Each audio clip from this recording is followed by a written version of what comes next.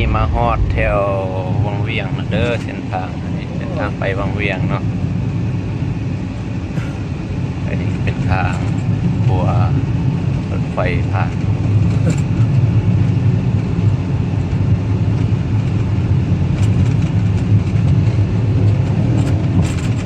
ทางมันก็บ่ค่อยดีบันไดเนาะแล้วมันมีที่แล้วประกอบเขียนลงพระแค่ใส่แต่ละมันไว้เลยระบบของเราระบบหลายระบบน้ำมันหลาย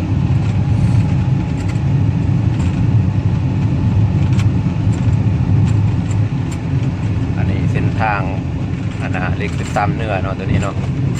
อันนี้ทางลงไปเวียงหมดเลยเด้อนี่เด้อบ่แม่นทางลงไปทางใส่เนาะอันนี้เราถึงน้ำมันจริงกว่าบริษัทมันมีแผนที่ปรับปรุงทางใหม่เนาะกำลังใส่เสาไฟใหม่เนาะที่ขยายทางเนาะตรงเก่ามันแคบเนาะมันลงสายไฟใหม่นะดักใส่ใหม่ๆก่อน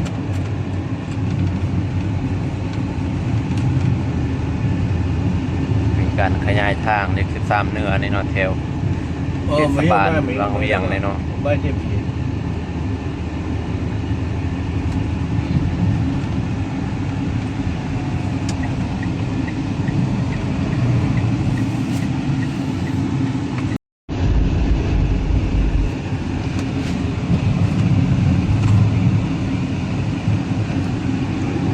สูงนะสิเป็นโรงงานซีมังอยู่วังเวียงเนาะ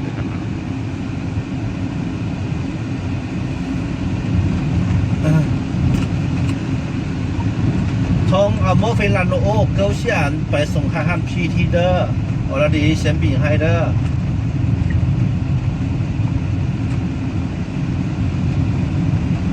ทำไม่คุ้มไม่ก็คุ้มก็บอกเขาจะเป็นเชนนัสลานโนโอ高线ไปส่งค่าห้ามพีที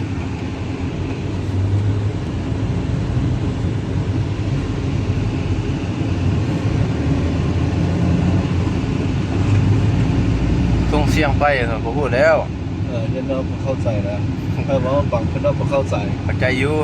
เล่นรู้ว่าเข้าใจแล้ว高西的PT เป็นแบบ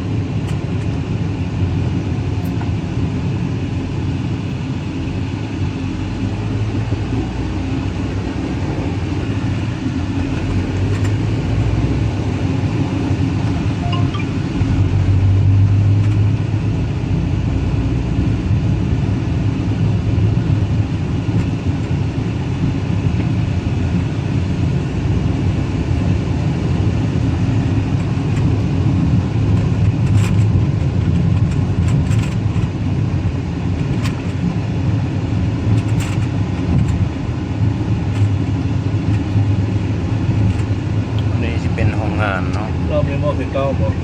เราไม่มองเป็นเก้าเอามองเป็นเก้า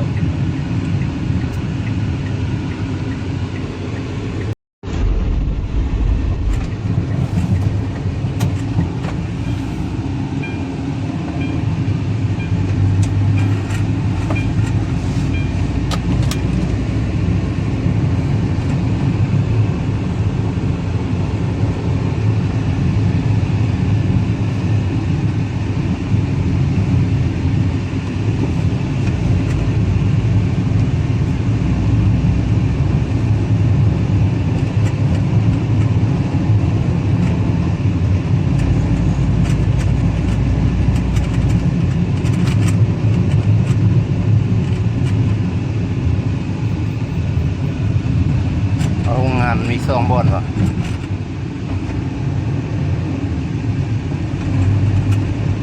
เราก็เลย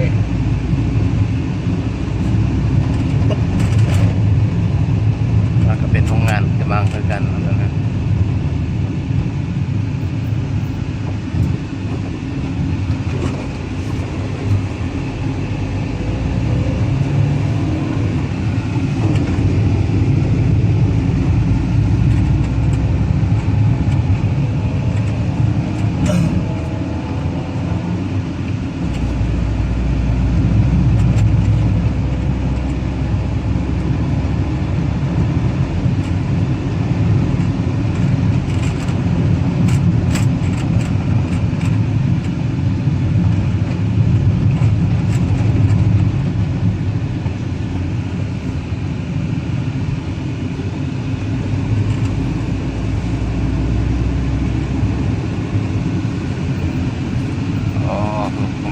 นะ และ โอ้ ใส่เกียร์เลยสตาร์ท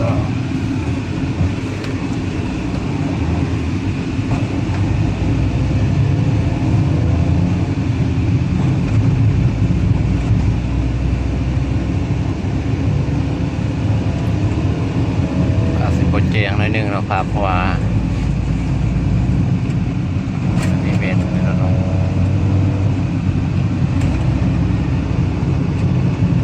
ครับกินเนี่ย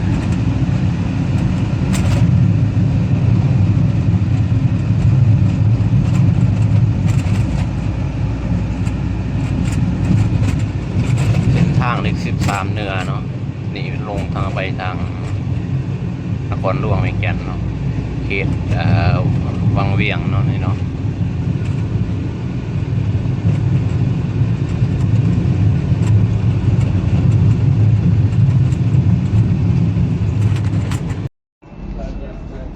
อันนี้จะเป็นห้องงาน